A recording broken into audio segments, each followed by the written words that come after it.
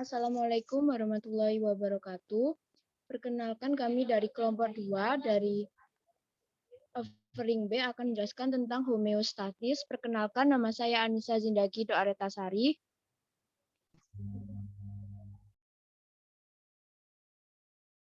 Nama saya Atiyah Naswa Sabita.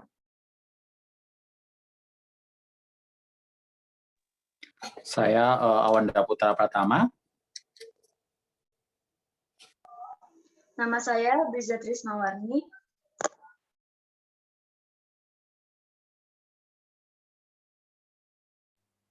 Selanjutnya, pengertian homeostatis secara umum. Homeostatis dalam ilmu biologi merupakan kecenderungan makhluk hidup dalam mempertahankan kestabilan diri saat terjadinya perubahan dalam suatu lingkungan. Tubuh memiliki sistem pengaturan yang membuat tubuh menuju arah seimbang yang biasanya dikontrol oleh sistem saraf dan sistem hormon. Kedua sistem ini dapat bekerja secara bersama maupun bekerja sendiri-sendiri. Sistem saraf berfungsi untuk menyampaikan pesan yang terjadi dalam tubuh serta meresponnya dengan memberikan sinyal pada akar-akar saraf, sedangkan sistem hormon memberikan sinyal melalui kelenjar yang dialirkan ke aliran darah. Dalam mencapai homeostatis dibutuhkan sistem umpan balik. Ada 3 komponen sistem umpan balik, yaitu yang pertama reseptor, mengirimkan input ke pusat kontrol, yang kedua pusat kontrol menerima masukan dari reseptor, mengevaluasinya, dan memberikan komando berupa keluaran tertentu. Biasanya dalam pusat kontrol ini organnya adalah otak. Yang ketiga efektor. Efektor ini menerima keluaran dari pusat kontrol yang kemudian mewujudkannya dalam bentuk suatu respon tubuh. Terdapat 2 macam kondisi konstan atau tetap dalam homeostatis, yaitu yang pertama sistem tertutup, keseimbangan statis, yang kedua sistem terbuka, keseimbangan dinamik. Oke, kemudian kita akan berbicara mengenai contoh-contoh homeostatis dalam kehidupan sehari-hari.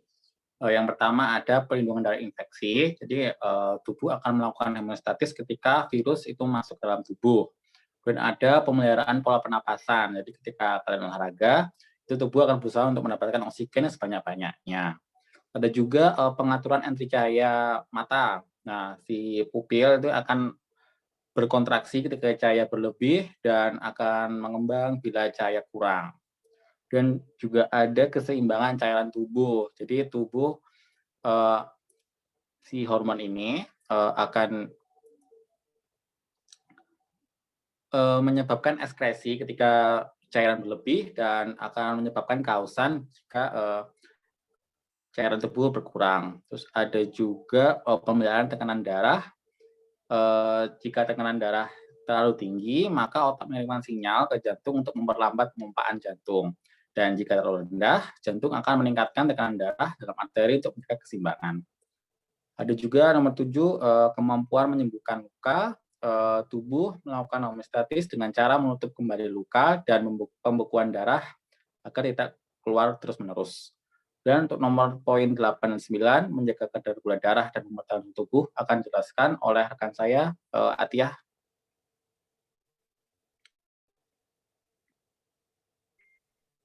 Mekanisme homeostatis gula darah. Insulin dan glukagon adalah hormon yang bekerja secara antagonis dalam mengatur kadar glukosa dalam darah. Kadar keseimbangan metabolisme glukosa darah pada manusia sekitar 90 mg. Pada gambar tersebut, ketika terjadi kenaikan kadar glukosa darah sebanyak lebih dari 120 mg, sel beta pankreas melepaskan insulin untuk menurunkan konsentrasi glukosa dengan cara meningkatkan ambilan glukosa oleh hati dan menyimpannya sebagai glikogen. Sedangkan ketika kadar glukosa darah turun sebanyak kurang dari 80 mg, sel alfa pankreas menstimulasi pelepasan glukagon untuk meningkatkan kadar glukosa darah dengan memecah glikogen menjadi glukosa. Insulin memperlambat perombakan glikogen dalam hati dan menghambat konversi asam amino dan asam lemak menjadi glukosa. Hati dan otot rangka menyimpan gula sebagai glikogen, sementara sel-sel jaringan adiposa mengubah glukosa menjadi lemak. Secara normal, Glukagon akan memberikan sinyal ke sel-sel hati untuk meningkatkan hidrolisis glikogen, mengubah asam amino dan asam lemak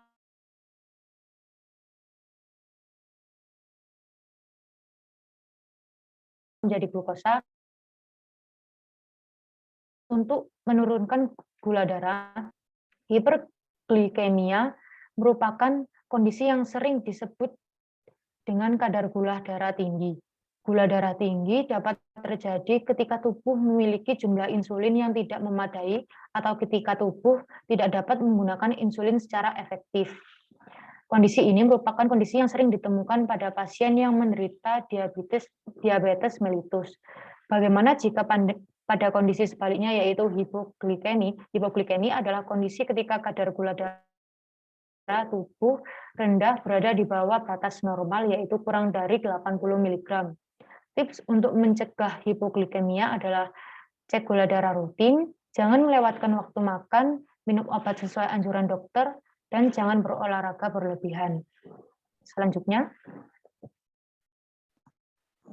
Oke, pembahasan yang terakhir adalah mekanisme homeostatis pada suhu tubuh. Banyak faktor yang dapat menjadi penyebab fluktuasi suhu tubuh, salah satunya adalah lingkungan. Oleh karena itu, untuk mempertahankan suhu tubuh manusia dalam keadaan konstan, tubuh akan secara otomatis melakukan upaya mempertahankan suhu tubuh. Kemampuan inilah yang disebut dengan homeostatis. Suhu tubuh manusia diatur oleh pusat pengaturan suhu di hipotalamus. Apabila pusat temperatur hipotalamus mendeteksi adanya suhu tubuh yang terlalu panas atau terlalu rendah, tubuh akan melakukan mekanisme umpan balik. Mekanisme ini terjadi apabila suhu melebihi titik tetap tubuh, yaitu pada suhu 37 derajat Celcius. Apabila suhu tubuh meningkat, hipotalamus akan merangsang untuk melakukan serangkaian mekanisme untuk mempertahankan suhu dengan cara yang pertama, berkeringat agar penguapan keringat dari kulit mendinginkan suhu tubuh. Yang kedua, pori-pori kulit tubuh akan terbuka agar hawa panas dapat dikeluarkan oleh tubuh. Yang ketiga adalah jantung berdebar lebih cepat agar aliran darah ke kulit meningkat. Sedangkan pada kondisi sebaliknya, yaitu suhu tubuh turun, maka mekanisme yang terjadi adalah yang pertama, badan gemetar. Tujuannya agar otot bergerak dan memproduksi lebih banyak panas. Yang kedua, rambut atau bulu di sekujur tubuh merinding untuk menghalangi lebih banyak udara yang masuk ke dalam kulit. Dan yang terakhir adalah meningkatkan hormon yang bertindak untuk meningkatkan produksi panas. Sekian dari kami kelompok 2. Kurang lebihnya mohon maaf. Wassalamualaikum warahmatullahi wabarakatuh.